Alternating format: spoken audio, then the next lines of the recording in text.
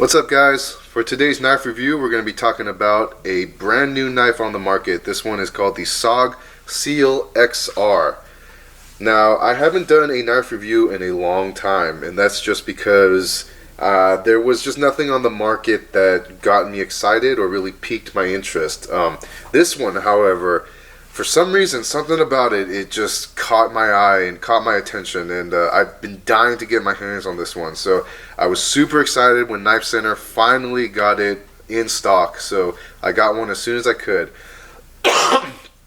So yeah, anyways, before we get into the review, let's do a quick wrist check. I'm currently rocking my Citizen EcoZilla, pretty new watch in my collection. I have done a review on it, so check it out.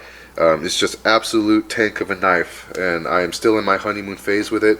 You know, if my opinions change, then I'll post an updated review, but for now, still a fantastic watch. Going back to the knife itself, let's do a 360. Crazy jimping on the top. Fantastic SOG pocket clip. Alright, and without further ado, let us start with our first talking point. Alright, so number one, price. I bought this off of knifecenter.com, and I paid out the door about $180. Now, $180 is MSRP on the SOG website. So if you order it from there, you might end up paying you know, out the door after taxes and shipping, maybe around the $200 range. So really, Knife Center is the best value right now. I think Knife Center is actually the only place you can buy it outside of the SOG website. I could be wrong, but that's just what I know. Next talking point is dimensions. So we're looking at a blade length of 3.9 inches, an overall length of 9.2 inches, a closed length of 5.3 inches, and that's what I got for dimensions. And then next talking point is features. So you've got the reversible pocket clip, so you can see right here. Now, the interesting thing about this pocket clip is, I don't know, it's kind of cool. Like, you just put an Allen key in there, and I guess you just unscrew that out and then put it on the other side. It's really sturdy because you've got this other small screw down there, so I think it really helps it from getting loose or wobbling around. Just so far in the short time that I've had this knife, it's been just fantastic. So, yep. And then what else? We got the Persuader. I think that's what they're calling it right here. This thing. So, you know, whatever you need to use that for I guess a non-lethal attack, if you had to just hold it in your hands like a Kubaton and just bash somebody in the side of the skull. Not that we condone violence here at Simucom Reviews, but I guess that's just what that's for. And then the pivot, you've got a ball bearing pivot, which helps with that just buttery smooth deployment. Alright, next talking point is weight. So let me pull out my tactical scale here. Turn that on, let it warm up. And for weight, we are looking at 8 1/8 ounces. Let us cross-reference that with the website. So knifecenter.com is calling it 8.2 ounces, so I call that accurate enough. So definitely not the heaviest folding knife, but it is not light by any means.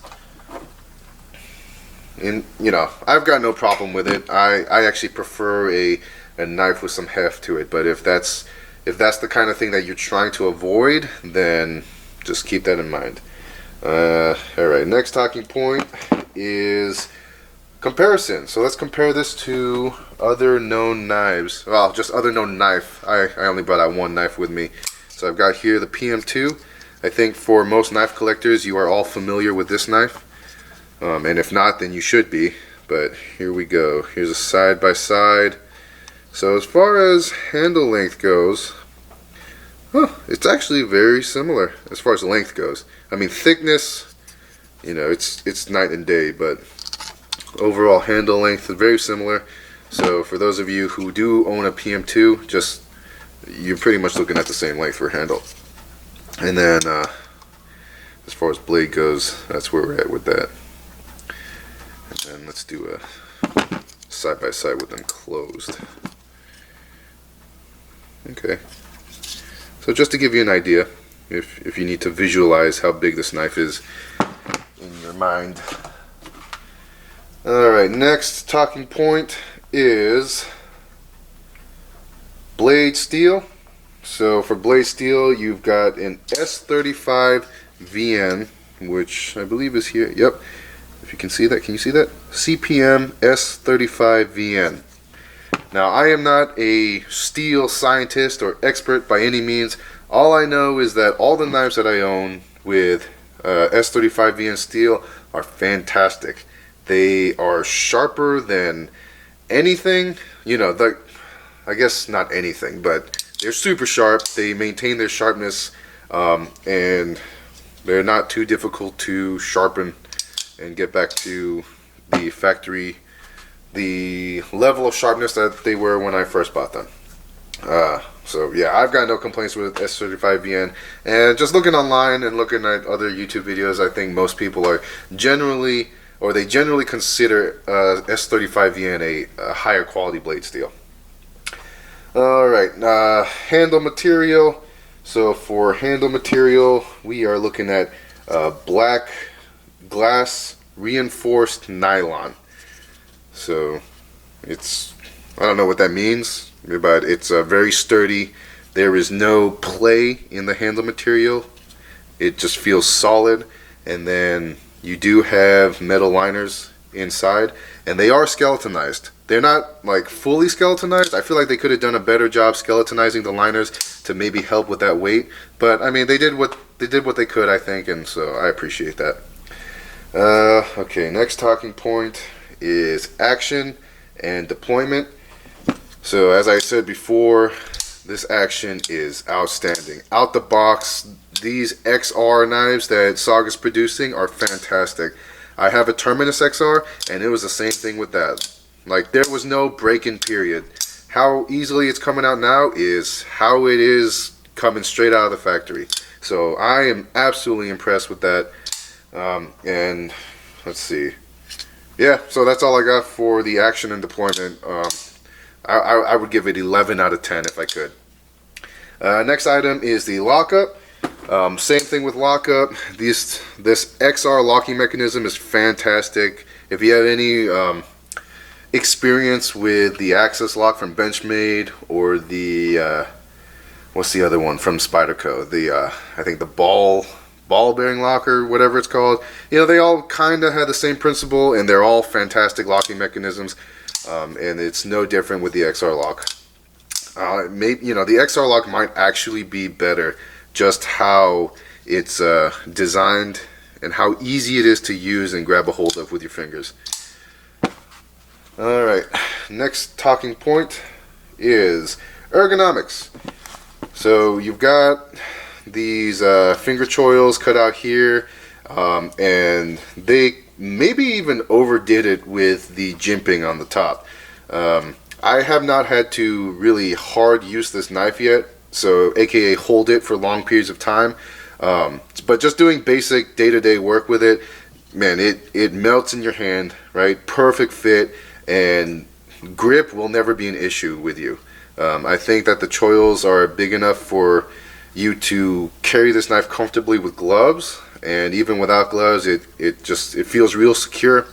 And then the jimping on the top, you know, starting all the way from the very bottom to the almost midway point of the blade, you can really choke up on it and just get a good hold. So excellent job on ergonomics. And last talking point, my overall thoughts. So normally I have been very disappointed with SOG knives. If you've seen some of my reviews of SOG knives, you know, it's just, they really haven't been positive. And that's because most mass-produced SOG knives are kind of junk. I hate to say it because I do love SOG. I love my SOG Tomcat, and I love my Vulcan. I love my, my Pillar, or Pilar, whatever you want to call it. You know, they're fantastic knives, but a majority of their cheaper knives just are not good. This is not the case. The SOG SEAL XR is an exception to the rule as far as the SOG folding knives go. So maybe it's just the XR locking mechanism, because I was equally as satisfied with the Terminus, but the SEAL XR is a fantastic knife. I am not a Navy SEAL, and I don't ever, aspire to be one, but just if I could imagine myself in that kind of environment, in that tactical, out in the field environment, man, this is a knife that I would want, just by how quickly it is, how easy it is to deploy, how sharp it is. This thing cuts through fabric and materials like nothing. So I am actually in the Navy. I am not one of those operator guys, but today we had to cut some bags that we use to transport secret classified material, and so those bags are quite tough. They are not made out of your normal baggage cloth. They are there to withstand any kind of what have you. Basically, they're just super tough material, right? Basically, we lost the key to unlock one of those bags, so we had to cut it open and remove the material inside. So I used this knife, and like butter, like a hot blade going through butter, there was no resistance whatsoever. So for the sharpness, I can attest to that. And yeah, I mean, that really, right now, there's nothing negative I can say. I think the only thing people can really hit on it is its weight. But, I mean, that's like not even a concern, because people that are getting this knife are getting it because of how hefty it is and because of its tank-like properties. So, yeah, I mean, just positive things. I could go on and on and on about this knife, and it's been a long time since I've been this pleasantly surprised about something that has been hyped up. Most knives that just have all this hype never really meet what people are expecting, but I think this one meets everything that people were expecting from it. Also, gotta love the 4-inch blade length. Like, for me, I absolutely love 4-inch long blades. I just think that's like the perfect blade length. So good job on SOG for recognizing that. Yeah, that's all I gotta say. Oh, I'm running a little bit long on this video. I try to stay under 10 minutes, but yeah. So anyways, I hope that this video helps you with your next knife purchase. Thank you for watching, and tune in for my next review. Alright, bye.